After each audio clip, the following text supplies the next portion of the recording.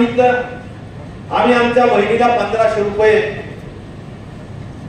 महिना, बऱ्याच अटी शर्ती शासकीय योजना असतील, शासकीय लाभ घेत असतील, कुठल्या दुसऱ्या योजनेचा लाभ घेत असतील तर तुम्हाला मिळणार नाही. पण हे कशामुळे आहे त्याचं एका वाक्यात जर सांगायचं म्हटलं तर असं आहे की झाली मतांची कळकी म्हणून झाली बहीण लाडकी. मतांची कळकी झाली. आपण इथून जोरदार पद्धतीनं कुणाला निवडून दिलं? डॉक्टर कल्याण काळेला निवडून दिलं. आणि सुप्रियाताई आमच्या पैठणकरांची त्या ठिकाणचं वजन फार चांगलं होतं, म्हणजे मतांचं वजन.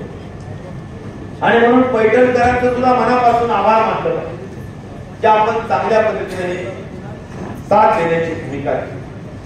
आज आपल्या सगळ्या योजना ज्या काही आता निवडणूक अगदी महिन्याभरावर आचारसंहिता सुरू होणार आहे आणि अशा परिस्थितीत ज्या ज्या काही घोषणा केल्या जात आहेत त्या तुम्हाला मी नव्याने सांगावा असं नाहीये. तुम्ही जास्त हुशार आहेत आमच्यापेक्षा, तुम्ही जास्त उन्हाळे पावसाळे बघितलेले आणि त्यामुळे अशा निवडणुकीच्या पार्श्वभूमीवर निवडणुकीच्या डोळ्यावर केलेल्या घोषणा या कशासाठी असतात, त्या किती फसव्या असतात याचा मागचा अनुभव आपल्याला आहे. विषाची परीक्षा पुन्हा पुन्हा घ्यायची नसते अशी मराठीतली म्हण आहे. आणि त्या पद्धतीने आपण सगळ्या घोषणांचा जर उजाडा केला किंवा आढावा घेतला तर तुम्हाला लक्षात येईल लोकसभेमध्ये मोदींना का विरोध केला, का भाजपला लोकांनी विरोध केला, तर त्याचं कारण आहे की मोदींनी फसव्या घोषणा केल्या. आपल्या तरुणांना सांगितलं की आम्ही तुम्हाला 2 कोटी नोकऱ्या दर वर्षाला देऊ, आम्ही 15 लाख रुपये काळं धन तुमच्या त्या ठिकाणी खात्यात आणून टाकू. ह्या घोषणा होत्या. आणि निवडणुका संपल्यानंतर काय म्हटलं तर हे चुनावी जुमला आहे.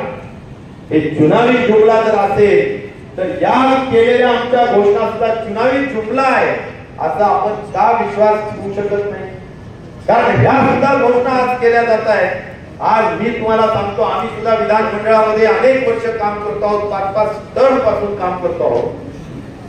1,15,000 कोटी रुपयाचं तुटीचं बजेट या ठिकाणी जर सादर झालं असेल तर तुमच्या जवळ खऱ्या अर्थाने विकास कामाला पैसे नाहीये. आणि अशा परिस्थितीत तुम्ही सबंध लोकप्रियतेसाठीच्या घोषणा केल्या जात आहेत. मला वाटतं या सगळ्या दृष्टिकोनातून खऱ्या अर्थाने आपण लक्षात घेतलं पाहिजे. या तुमचे मत मिळवण्यासाठी तुम्हाला प्रलोभन दाखवण्याचं काम